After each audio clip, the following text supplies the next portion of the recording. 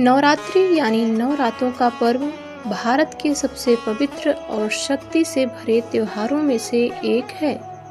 यह सिर्फ एक त्योहार नहीं बल्कि आस्था, शक्ति, भक्ति और बुराई पर अच्छाई की जीत का प्रतीक है।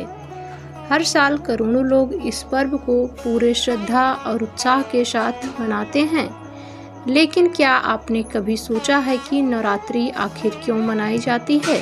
आज हम आपको इस पावन पर्व से जुड़ी एक ऐसी कथा सुनाने जा रहे हैं जो न सिर्फ रोचक है बल्कि हमें जीवन की बड़ी सीख भी देती है। बहुत समय पहले की बात है, जब धरती पर असुरों का अत्याचार बढ़ गया था।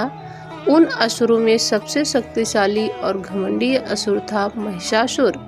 वह आधा मनुष्य और आधा भैंस के स्वरूप में था, इसलिए उसे महिषासुर कहा जाता था। महिषासुर ने भगवान ब्रह्मा की कठोर तपस्या की और उनसे एक वरदान प्राप्त किया। उसने मांगा कि उसे कोई देवता या पुरुष न मार सके। ब्रह्मा जी ने उसे यह वरदान दे दिया। इस वरदान के बाद महिषासुर का अहंकार और भी बढ़ गया। उसने तीनों लोकों स्वर्ग, पृथ्वी और पाताल पर अपना कब्जा जमाना शुरू कर दिया। देवी देवताओं को स्वर्ग से निकाल दिया गया और हर तरफ डर और अत्याचार फैल गया। जब महिषासुर का अत्याचार असहनीय हो गया, तब सभी देवी देवता भगवान विष्णु और भगवान शिव के पास पहुँचे। उन्होंने अपनी समस्या बताई और मदद की गुहार लगाई। तब भगवान विष्णु, शिव और ब्रह्मा सहित सभी देवी देवताओं ने अपनी शक्तियों को मिलाकर एक दिव्य शक्ति का निर्माण किया। इस शक्ति से एक देवी का जन्म हुआ, माता दुर्गा का। माता दुर्गा का स्वरूप अत्यंत तेजस्वी और शक्तिशाली था। उनके 10 हाथ थे और हर हाथ में एक एक अस्त्र था जो उन्हें अलग अलग देवताओं ने दिया था। भगवान शिव ने त्रिशूल दिया, भगवान विष्णु ने चक्र दिया, इंद्रदेव ने वज्र दिया, वरुण देव ने शंख दिया। माता दुर्गा सिंह पर सवार थी, जो उनके साहस और शक्ति का प्रतीक था। जब महिषासुर को पता चला कि एक देवी उसे चुनौती देने आ रही है, तो वह हंसा और बोला, एक स्त्री मेरा क्या बिगाड़ सकती है। लेकिन उसे नहीं पता था कि यह कोई साधारण स्त्री नहीं बल्कि संपूर्ण देवताओं की शक्ति से बनी देवी थी। युद्ध शुरू हुआ। यह युद्ध एक दिन, 2 दिन नहीं बल्कि पूरे 9 दिनों तक चला।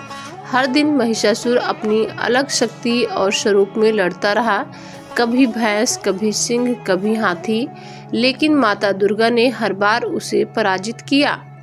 युद्ध के 9 दिन ही नवरात्रि के 9 दिन के रूप में मनाए जाते हैं। हर दिन माता दुर्गा के अलग अलग रूपों की पूजा की जाती है। प्रथम दिन माता शैलपुत्री, द्वितीय दिन ब्रह्मचारिणी, तृतीय चंद्रघंटा, चतुर्थ कुष्मांडा, पंचम स्कंद माता, षष्ठ कात्यायनी, सप्तम कालरात्रि, अष्ट महागौरी, नवम माँ सिद्धिदात्री। हर स्वरूप का अपना विशेष महत्व और शक्ति है। 9 दिनों तक चले इस भयंकर युद्ध के बाद 10वें दिन माता दुर्गा ने महिषासुर का वध कर दिया। इस दिन को विजयदशमी या दशहरा कहा जाता है। यह दिन बुराई पर अच्छाई की जीत का प्रतीक है। नवरात्रि केवल एक पौराणिक कथा ही नहीं बल्कि यह हमारे जीवन से जुड़ी हुई है। महिषासुर हमारे अंदर की बुराइयों का प्रतीक है, अहंकार, क्रोध, लोभ। माता दुर्गा हमारे अंदर की शक्ति और सकारात्मक ऊर्जा का प्रतीक है। नवरात्रि हमें सिखाती है कि अगर हम अपने अंदर की शक्ति को पहचान लें तो हम किसी भी बुराई को हरा सकते हैं। नवरात्रि में लोग 9 दिनों तक व्रत रखते हैं, पूजा करते हैं और भक्ति में लीन रहते हैं। व्रत रखने के पीछे एक वैज्ञानिक और आध्यात्मिक कारण भी है। शरीर को शुद्ध करना, मन को शांत करना, सकारात्मक ऊर्जा को बढ़ाना। इस दौरान लोग सात्विक भोजन करते हैं और नकारात्मक विचारों से दूर रहते हैं।